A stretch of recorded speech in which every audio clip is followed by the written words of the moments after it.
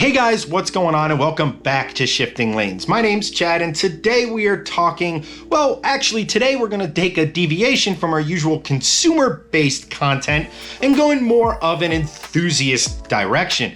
Today we're actually gonna talk about Ken Block and his upcoming Electrikhana series.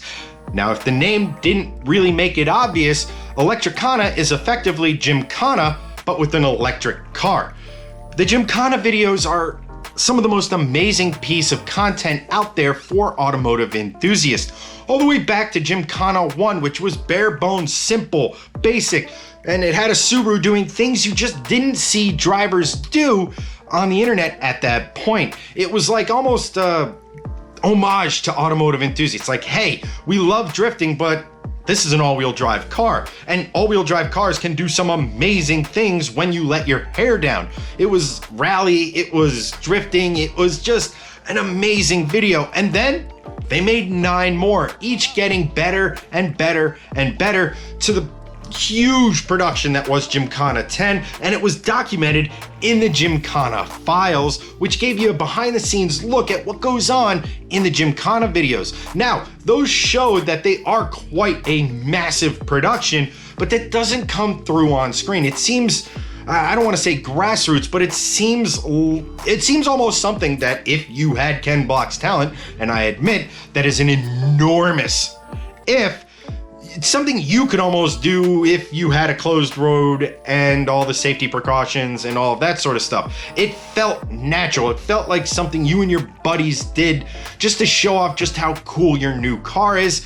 It's one of the biggest reasons why I started making YouTube content from an enthusiast perspective. It's one of those things why I got into builds. It's an inspiration to so many, in addition to being hugely entertaining, and it's all down to the simplicity in which it's presented.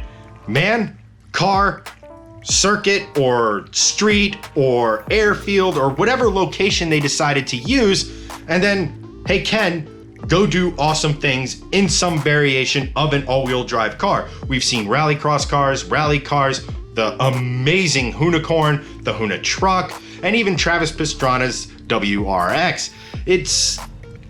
They're so different in so many different ways, and yet all kind of based in rally, based in that world that really here in America, we haven't embraced all that much. I know a lot of my motorsport friends, when I start talking about rally, they're like, yeah, rally cross. There was a whole series where effectively they just drive through the woods and see who can do it the fastest. Gymkhana kind of brought that here, that soul of rally racing here to United States. And as everybody knows, Ken Block has a new Gymkhana video in the works. This time, he's no longer with longtime partner Ford, he's with new partner Audi. And Audi does have a rather large history when it comes to rally racing. But the big thing, the huge thing, the enormous elephant in the room that is going to be Electrikhana is the obvious. If the name wasn't obvious enough, this is going to be Gymkhana, but with an electric vehicle. And that brings me to my biggest point about the Gymkhana videos and whether or not this new Electrikhana video can be as successful as those videos is, what happens when you take the screaming flat 4 that was the Subaru, the howling turbocharged inline 4 cylinders that were the Ford rally cars, the amazing soundtrack in both V1 and V2 spec that was the Hoonicorn, and even the V6 screaming nature of a Le Mans winning power plant in the Hoonitruck. What happens when you take all of those soundtracks, pick your favorite, it doesn't matter, what happens when you pick all of those soundtracks and replace it with this?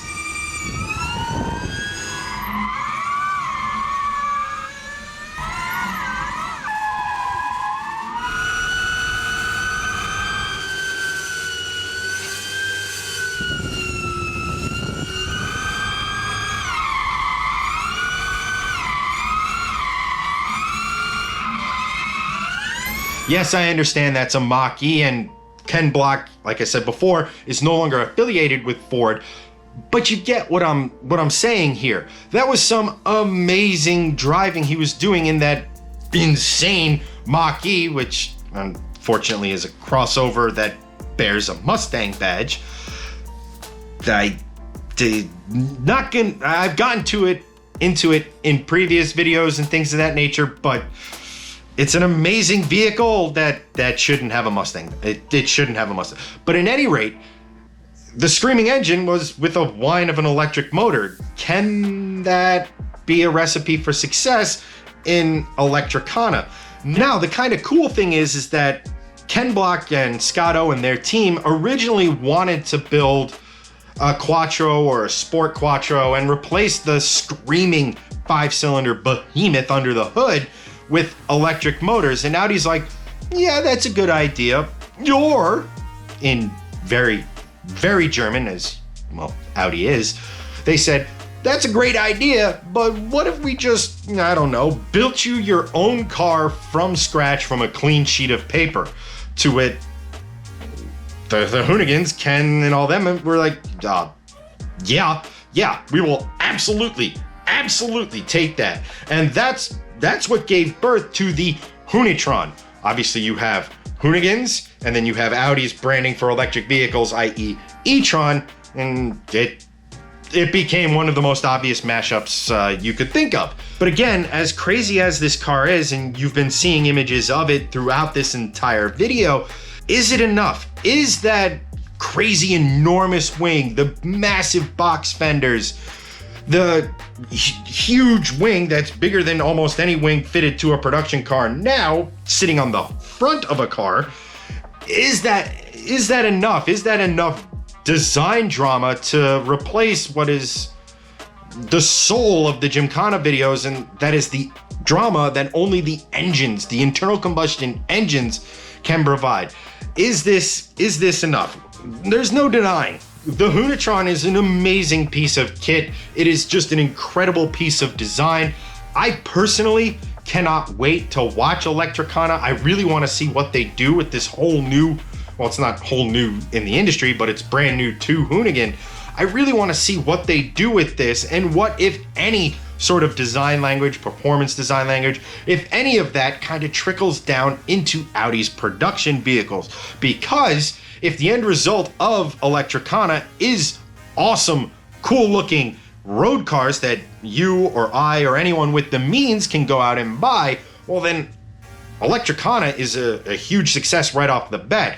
I have faith that Scotto and his production team are gonna make an amazing video with Electrikhana.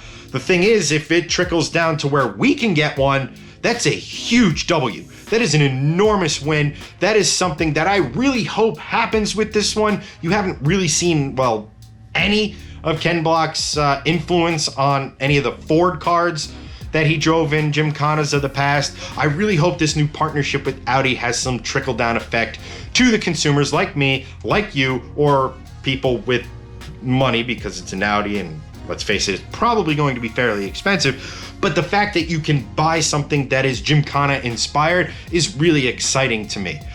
But I want to know what you guys think. Do you think Gymkhana can survive with electric vehicles, as it will have to because we're all going electric? Or do you want to see him do more Hoonigan or Hoonicorn inspired vehicles? Old school cars that burn, well, in the Hoonicorn V2 spec, methanol, alcohol, burn combustible liquids to make glorious noises and a whole crap ton of tire smoke. What do you prefer? I have a pretty good idea on what you're gonna say, but I'm excited to see both the past and the future in these types of videos. But that's a wrap for this video, guys. I'll catch you next time.